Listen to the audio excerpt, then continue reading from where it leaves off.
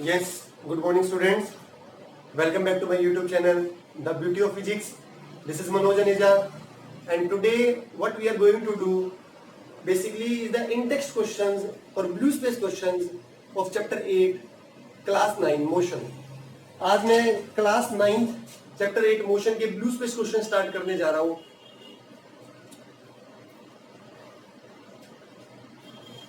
Question आपको screen पर दिखाई दे रहा होगा. फर्स्ट क्वेश्चन स्क्रीन की तरफ देखिए आप. मैं पढ़ रहा हूं question. An object has moved through a certain distance. Can it have zero displacement? If yes, support your answer with an example. मैं बता क्वेश्चंस न्यूमेरिकल्स करने के लिए आपका कॉन्सेप्ट्स बहुत स्ट्रॉन्ग होना चाहिए. कॉन्सेप्ट्स को बहुत स्ट्रॉन्ग होना चाहिए. अगर आपके कॉन्सेप्ट्स क्लियर नहीं है इस चैप्टर के तो मैंने पूरे चैप्टर की सभी कॉन्सेप्ट्स पर वीडियोस ऑलरेडी बनाए हुए हैं. आप मेरे चैनल पर जाकर प्लेलिस्ट में जा सकते हैं. 9th क्लास फिजिक्स लेक्चर्स के नाम से वहां प्लेलिस्ट है. वहां पर आप सभी लेक्चर ले सकते हैं. जो भी आपको कॉन्सेप्ट क्लियर नहीं है वहां से प्लीज देखिए. एक ऑब्जेक्ट ने कुछ डिस्टेंस को ट्रेवल कर लिया है. क्या इसका डिस्प्लेसमेंट जीरो हो सकता है? ये क्वेश्चन पूछा उसने. क्या जीरो हो सकता है? अगर हाँ तो एग्जांपल दीजिए. मैंने अपने कॉन्सेप्ट को डिस्कस किया था. When an object is moving it can have zero displacement only when initial and final position coincides. जब ऑब्जेक्ट जहां से चला वहीं पर वापस में पहुंच जाए अंत में तो उसका डिस्प्लेसमेंट जीरो होता है, जबकि डिस्टेंस जीरो नहीं होगा. तो ये क्या ये पॉसिबल है? यहां ये पॉसिबल है. एग्जांपल,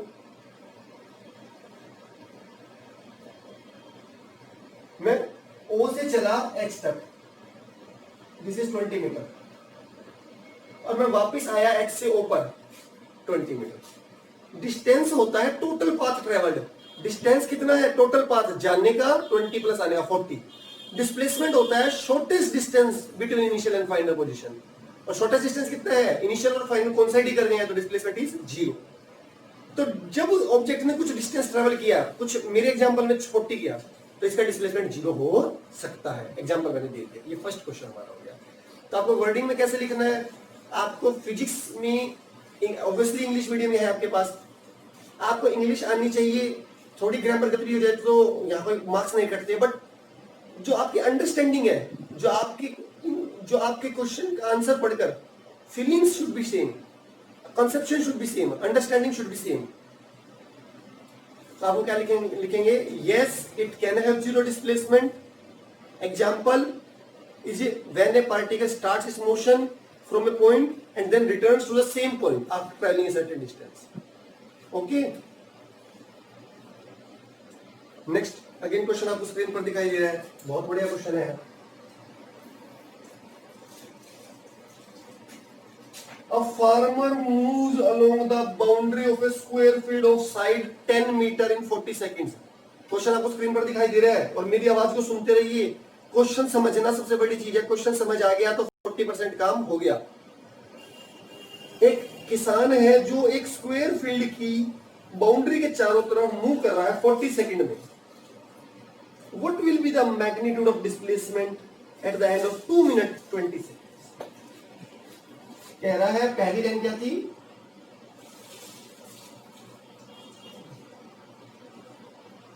एक किसान है, एक स्क्वायर फील्ड है. Suppose this is a square of side 10 metre, of side 10 metre. एक किसान इसकी बाउंड्री के अलॉन्ग मूव कर रहा है, मतलब ए से बी, बी से सी, सी से डी, डी से. एक सेकंड की जरूरत है.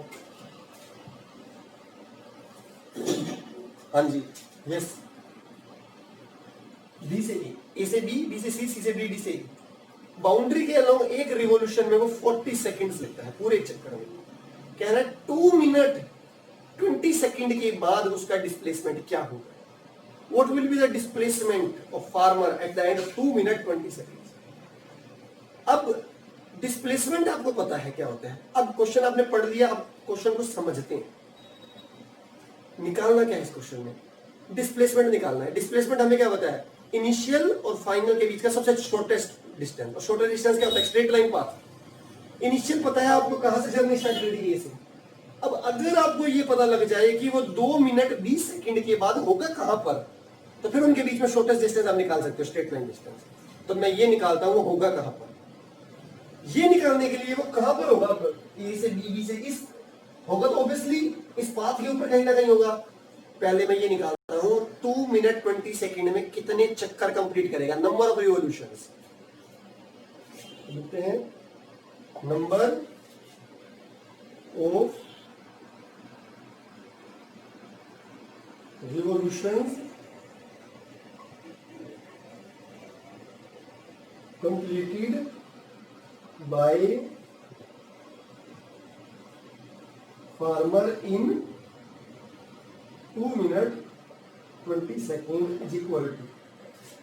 जब भी आपको कुछ नंबर निकालना है क्या करते हैं, टोटल टाइम को एक रिवॉल्यूशन में कितना टाइम लगा उससे डिवाइड कर दीजिए। कितने टाइम में निकालना है, 2 मिनट 20 सेकेंड, इसको सेकंड में कन्वर्ट कर लो। 1 मिनट में 60 तो 2 मिनट में 62 जा 120 और 20 सेकंड और भी है तो 140, तो टोटल टाइम हो गया 140। एक रिवॉल्यूशन में कितना रहा था, क्वेश्चन में दिया है 40। कोई नोट मत करना साथ साथ जब मैं करवा रहा हूं, समझ लीजिए आप, वीडियो आपके हमेशा अवेलेबल रहती है। ओके, उसके बाद अगर आप चाहो तो खुद सोल्व करके देखना, जहां पर प्रॉब्लम है वहां पर फिर वीडियो की हेल्प लेना।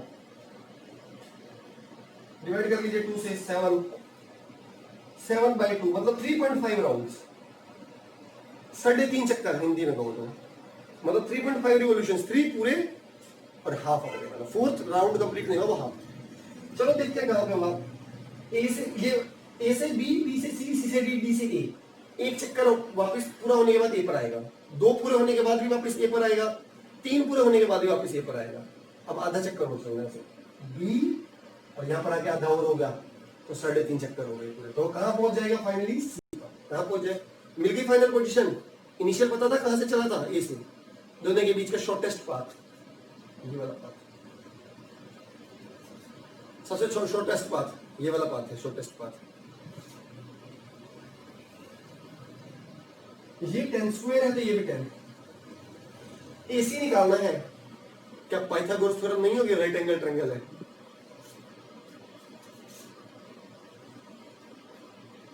इन राइट ट्रायंगल एक तरह से पढ़ा है आपने, राइट ट्रायंगल में पाइथागोरस थ्योरम यूज होती है। Hypotenuse square AC square is equal to AB square plus BC square. Values put कर दीजिए, एबी इज 10 का स्क्वायर, बीसी इज 10 का स्क्वायर। 10 का स्क्वायर आई होप स्क्वायर आपने 625 तक याद कर रखे होंगे, और नहीं किया तो चलो याद कर दीजिए, बहुत बार काम आएंगे मैथ्स में। 200 दिस इज एसी स्क्वायर। आपको निकालना है एसी, दोनों तरफ क्या लेंगे स्क्वायर रूट। जब भी स्क्वायर को हटाना है तो स्क्वायर रूट को लाना है, तो स्क्वायर से स्क्वायर रूट क्या हो जाता है, कट। Square root 200 metre. यहां तक लिख देंगे तो भी ठीक है, अगर आगे थोड़ा सा सोल्व करना चाहते तो कर सकते हैं। 200 को लिख दीजिए 100 2 100 का स्क्वायर रूट होता है 10 root 2 is the answer. 10 root 2 is the answer. I hope numerical समझ आया होगा। फिजिक्स करनी है तो न्यूमेरिकल क्लियर होना, न्यूमेरिकल सोल्व करने सीखिए। अगर फिजिक्स सीखनी है, अगर आगे फिजिक्स में कुछ कैरियर बनाना है या कोई कंपटीशन एग्जाम क्लियर करने की आपने सोच लिए तो 9th क्लास से प्रिपरेशन करना स्टार्ट कर दीजिए। अगर आपने आईआईटी, नीट, एम्स इस टाइप के एग्जाम्स क्लियर करने की सोची है तो आप फिजिक्स में न्यूमेरिकल सोल्व करने शुरू कीजिए। और न्यूमेरिकल्स आपको तब सोल्व होंगे जब आपके कॉन्सेप्ट स्ट्रांग होंगे। जब तक आपको कॉन्सेप्ट ही नहीं स्ट्रांग तो आप न्यूमेरिकल नहीं कर पाओगे। और कॉन्सेप्ट स्ट्रांग करने के लिए मैं बता रहा हूं, मैंने सारे वीडियोस हर कॉन्सेप्ट पे बना रखे हैं। कोई भी कॉन्सेप्ट आपको दिखे तो चैनल पे जाइए, चैनल पर जाइए, प्लेलिस्ट ओपन कीजिए, 9th क्लास फिजिक्स लेक्चर्स के नाम से है प्लेलिस्ट, उसमें आपको सारे लेक्चर्स मिलेंगे इस चैप्टर के हैं। Okay,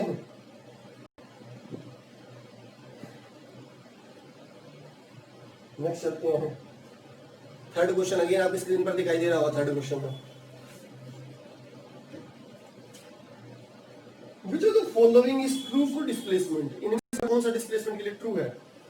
It cannot be zero, ये जीरो नहीं हो सकता। क्या ये ट्रू है? अभी फर्स्ट क्वेश्चन मैंने डिस्कस किया था। It can be zero, तो this is false. Very easy हो गया। Its magnitude is greater than distance traveled by the object, इसका मैग्नीट्यूड से बड़ा होता है। ये मैंने अपने कॉन्सेप्ट में डिस्कस किया था डिस्प्लेसमेंट हमेशा डिस्टेंस क्या तो इक्वल हो सकता है या उससे छोटा, कभी बड़ा नहीं हो सकता, ये भी फॉल्स है। ठीक है, इसके बाद में ये मेरा एक ब्लू स्पेस हो गया है, जो एक आपका बॉक्स था 3 क्वेश्चंस वाला 100 पेज पर।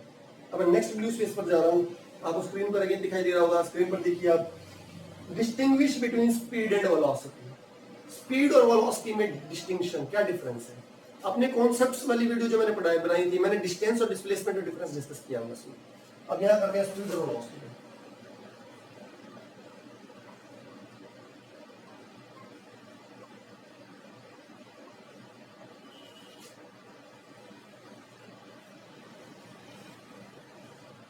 टेबुलर फॉर्म में क्वेश्चन काफी आता है 9th क्लास में, डिस्टेंस, डिस्प्लेसमेंट, स्पीड, वेलोसिटी, मास और वेट में डिफरेंस, इस टाइप के क्वेश्चन। डेफिनेशन, स्पीड क्या होता है? Distance upon time.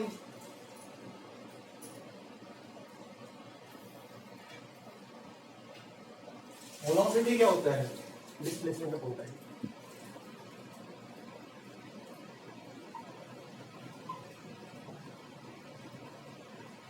आपको ये दोनों कॉन्सेप्ट अगर नहीं क्लियर है, स्पीड क्या है, वेलोसिटी क्या है, मैं वीडियोस मैंने ऑलरेडी सारे बार किए हैं। मैं इस वीडियो की डिस्क्रिप्शन में लिंक डाल दिया मैंने इस वाले कॉन्सेप्ट्स का, और इससे पहले जो मैंने वीडियो डिस्टेंस डिस्प्लेसमेंट, तो अगर आपको इस ब्लू स्पेस क्वेश्चन में प्रॉब्लम आ रही है तो मैंने लिंक डिस्क्रिप्शन में डाल दिया, तो आप वहां से लिंक से ओपन कर लीजिएगा अगर आप प्लेलिस्ट में नहीं ढूंढ पा रहे हैं तो वीडियोस। ओके, एक हो गया। डिस्टेंस हमेशा क्या होती है? Always positive, speed is always positive. Velocity positive, negative as well as zero. अभी मैं पिछले क्वेश्चन डिस्कस कर रहा था, डिस्टेंस हमेशा डिस्प्लेसमेंट से बड़ा होता है या इक्वल? तो स्पीड क्या होती है? स्पीड ग्रेटर देन और इक्वल टू वेलोसिटी। और वेलोसिटी क्या होती है? इक्वल टू स्पीड और लेस देन स्पीड। वेलोसिटी या तो उसके इक्वल हो सकती है या depending on displacement, distance equal है या नहीं। अगर डिस्टेंस और डिस्प्लेसमेंट इक्वल है तो दोनों इक्वल हो जाएंगी। अगर डिस्टेंस ग्रेटर है तो स्पीड बड़ी होगी वेलोसिटी से, आपको पता है डिस्प्लेसमेंट बड़ा हो नहीं सकता। और अगर डिस्प्लेसमेंट छोटा है डिस्टेंस से, मतलब डिस्टेंस बड़ा है, बात वही है, तो वेलोसिटी छोटी आएगी, स्पीड बड़ी आएगी। नेक्स्ट क्वेश्चन देखिए, आपकी स्क्रीन पर आ रहा है। Under what conditions is the magnitude of average velocity of an object equal to its average speed? Equal to its average speed, यार कब एवरेज स्पीड और एवरेज वेलोसिटी का मैग्नीट्यूड सेम होगा? एवरेज स्पीड हमें पता है कॉन्सेप्ट से होता है total distance, this is average, और average velocity this is total displacement. Total distance upon time, total displacement upon total time, तो दोनों इक्वल कब होंगे? अगर टोटल डिस्टेंस और टोटल डिस्प्लेसमेंट इक्वल हो जाए तो क्या ये वैल्यू सेम नहीं आएगी? टाइम तो सेम पुट होगा।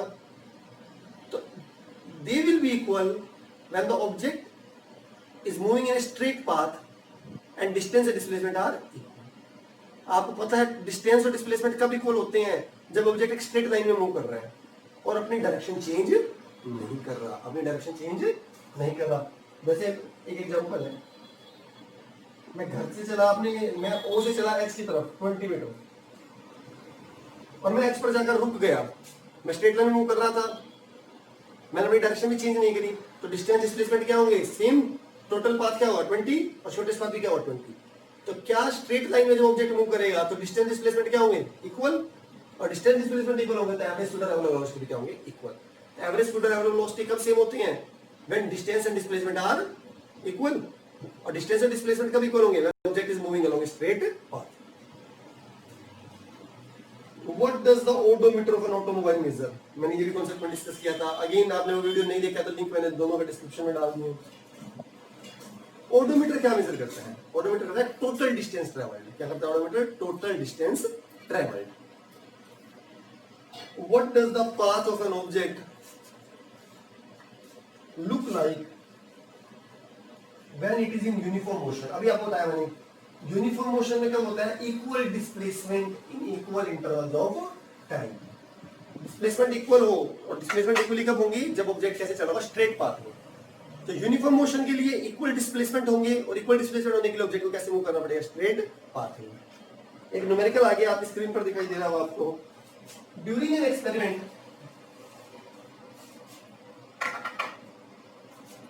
Experiment, a signal from a spaceship reached the ground station in 5 minutes.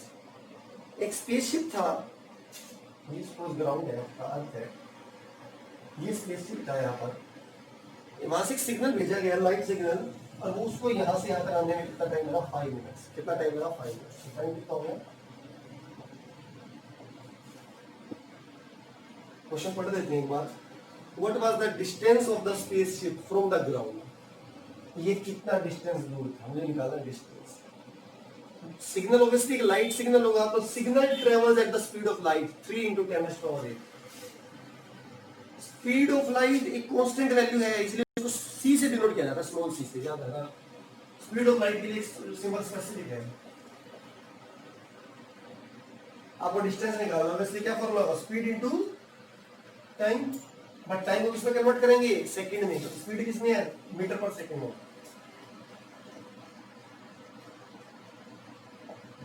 5 minute पर सेकंड कैसे करोगे? 60, 3 5 जा 15, 15 6 जा 90,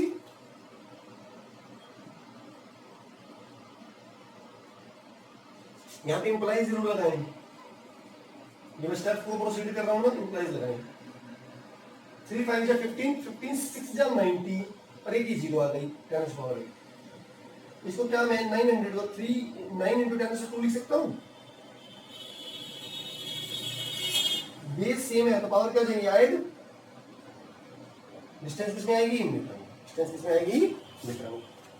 तो चिल्ड्रन ये 2 ब्लू स्पेस मैंने कवर कर दिए आपके इन टेक्स्ट क्वेश्चंस, जिनको आप कहते हैं 2 ब्लू स्पेस बॉक्स कवर कर दिए मैंने। आई होप आपको वीडियो पसंद आया होगा।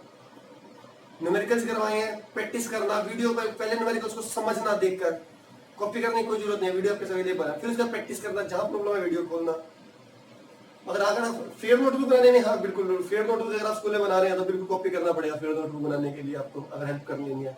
बट समझ के नोट कीजिएगा हमेशा, ब्लाइंडली कॉपी पेस्ट कहीं से मत कीजिए, और प्रैक्टिस जरूर कीजिए। प्रैक्टिस बहुत जरूरी है न्यूमेरिकल्स की।